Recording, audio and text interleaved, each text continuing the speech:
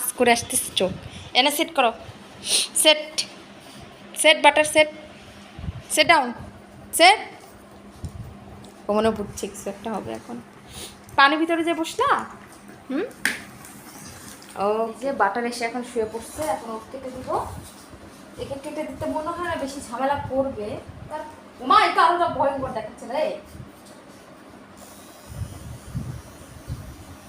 Seriously butter আমি তোমার থেকে এটা এক্সপেক্ট করিনি তো তুমি দাঁত দেখাবা ওদেরকে দেখে ভয় লাগে নাকি তোমার তোমাকে দেখে ভয় পাই তুমি আমাকে এতবার কামড় দিচ্ছ বলার বাইরে তোমরা দুষ্টুমি করো কেন আমাকে আমাকে ভয় দেখাচ্ছ না আজকে এগুলো যদি না কেটে দিই তোমার তো শেষ যে এগুলো পরে পরে স্লিপ করবা তারপর বাসার ভিতরে তাপস তাপস করে পড়ে যাবা বাইরে তো আর করলামই না বাইরে হাঁটতে পারবো তো হাতে ধরতে দেয় না আমাকে হ্যাঁ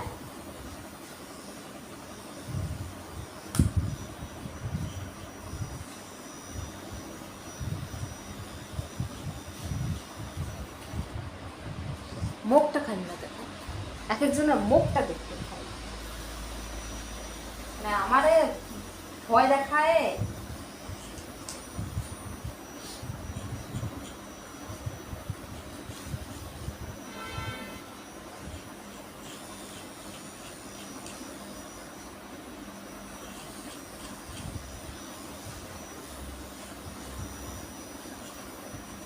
এগুলো দুইজন দুইদের থেকে শিখছে হোজে শিখছে বাটারের কাছ থেকে দাঁত দেখা দিয়ে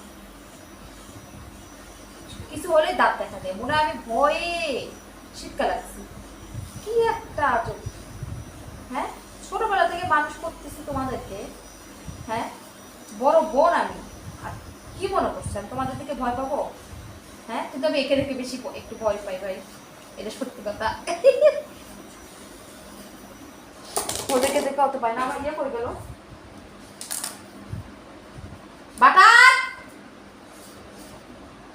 এই যে দেখছো না দাঁত কেটে কেটে টিস করে কেটে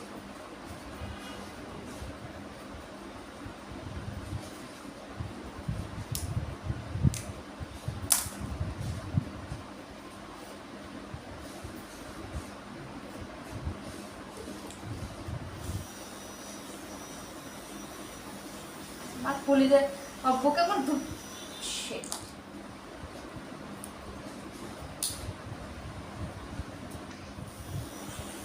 বাটার কেটে পড়াই না এখন বাটারের কোনো ভরসা নেই কামড় দিতে পারে আর ওর দাঁত প্রচণ্ড পরিমাণে শার্প আর একটা কথা কেউ মানে জোর করে কেউ করতে যেন না এইসব আর আপনারা যদি নাই পারেন একান্ত তাহলে বাংলাদেশেও স্যালুন আছে কিন্তু এত এক্সপেন্সিভ হয় আমি একবার নিয়ে গিয়েছিলাম জাস্ট শাওয়ার করার নখ টোক কেটে দেবে চুল টুল কেটে দেবে শাওয়ার করাবে তাতেই অনেক টাকা চেয়েছিল অনেক এক্সপেন্সিভ যেগুলো আমি বাসাতেই করতে পারি আমার খুবই শখ হয়েছিল যে আমি হোজে বাটারকে করাবো ওদের জন্মদিনের আগে আমি করাতে চেয়েছিলাম হোজের জন্মদিনের আগে তো ভাবছিলাম একটু করাই গিয়েছিলাম যেদিকে এত এক্সপেন্সিভ ও মাই গড তারপরে কী করার তারপরে আমরা বাসাতেই করতে পারি ওরা আরও হয়তো একটু এটা দিবে ওটা দিবে দিয়ে দিয়ে করাবে বাট যেটা আমরা বাসাতেই পারি মানে গোসল করানো অনেকেই পারে না এটা সত্যি কথা অনেকেই ডগদেরকে গোসল করায় না সপ্তাহে একদিন ওদের জন্য ভালো বাট আমি যেহেতু ওদেরকে রেগুলার গোসল করাই কারণ ওরা হাঁটে রেগুলার নোংরা হয়ে যায় গা আমি শ্যাম্পু রেগুলার করাই না শ্যাম্পু আমি 2 দিন পর 3 দিন পর এরকম করে করাই কিন্তু আমি শাওয়ার গোসল আমি ওদের রেগুলার করাই কারণ প্রচণ্ড নোংরা হয় কারণ যেহেতু ওরা ওয়াকে যায় বিকালে করে এভরিডে তো অবশ্যই নোংরা হয় তো ওদেরকে ফ্রেশ না করে দিয়ে আমি গোসল করাই দিই কারণ ওরাও ছোটোবেলা থেকে অভ্যস্ত গোসল করে তো ওদেরকে আমি গোসল করা দিই সারা মানে প্রতিদিন আর আর এরকম চুল আমি হেয়ার কেটে দিয়ে হচ্ছে যে মান্থলি বা মান্থলি হবে 1 মাস 1.5 মাস পর পর কেটে দিই যখন আর কি এদের এই ফারগুলো গ্রো করে তখন আমি কেটে দিই যেমন বাটারেরটা অনেক কম করে হোজেরটা অনেক বেশি ফাস্ট গ্রো করে চুলগুলা আর প্রচণ্ড ঘন এরটা পাতলা, হোজেরটা প্রচণ্ড ঘন, কাটতে অনেক টাইম লাগে, ওপরটা কাটতে অতটা টাইম লাগে না যেহেতু পাতলা। হ্যাঁ, ওর ফারগুলো ডিফারেন্ট, হোজের ফারগুলো ডিফারেন্ট, হোজেরটা প্রচণ্ড ঘন, ফলে ওরটা টাইম লাগে। আর দেখলেন তো ও কী করলো। আর বাটারেরটা যেটা বলবো, ওর ফার এত পাতলা কিন্তু খুব সুন্দর, সফট, একদম তুলার মতো পাতলা, সফট। আর মাঝখানে তো অসুস্থ গিয়েছে, ওর হেয়ার ফল হয়েছে অনেক, লেজটা পুরো অর্ধেক নাই হয়ে গেছে হেয়ার ফলে। এখন আবার ইমপ্রুভের দিকে। ওর গায়েও অনেক স্কিন প্রবলেম হয়েছে, যেহেতু মাঝখানে অনেক 1 মাস অসুস্থ ছিল, আমরা ওকে শাওয়ার করাতে পারিনি ঠিক মতো, ভিডিও তো দেখেইছেন কী পরিমাণ অসুস্থ ছিল। এখন আল্লাহর মতো সুস্থ আছে, বাট একটু গায়ে অনেক র্যাশ আছে, কারণ এই টার্ম নিয়ে মানে গোসল করায়নি, কাম গাছলো এইসব করে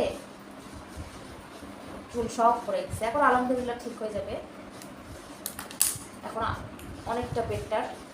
বাটার তুমি একটু শো বাবা, প্রিন্সেস। ওর মুখে যদি আমি এটা না পড়াতো, ও আমাকে এখন শেষ করে দিত। ওর রূপ কিন্তু আপনারা দেখছেন নাকি জানি না, ও যখন রাগ উঠে এমনিতেই সুন্দর ভদ্র থাকবে, কিন্তু যখন রাগ উঠবে তখন আপনাকে প্রচণ্ড রাগী। প্রচণ্ড রাগী, রাগী মেয়ে, প্রচণ্ড রাগী মেয়েটা। রাগ উঠলে ওরে বাপরে আপনাকে ছিঁড়ে খেতে দেবে, এরকম রাগ। এটা পড়াই নিচ্ছি ওর জন্য। দুধের রাগ উঠে চট করে আমাকে তো কয়েকবার একটু মাঝখানে দিছে, ও যখন অসুস্থ ছিল তখনও দিছে আমাকে bite. But still I love you মামা। তোমার একটু শুতে হবে না, শুধু আমি কাটতে পারবো না তো, তার একটু শোনা। এই যে রাগ উঠতেছে,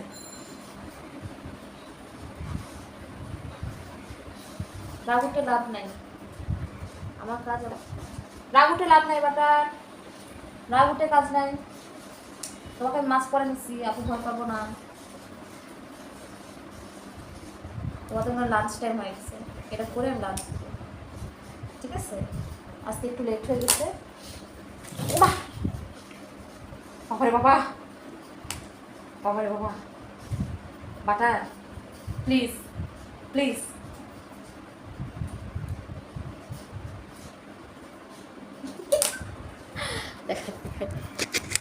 আমার দেখাই, মুখটা দেখাই,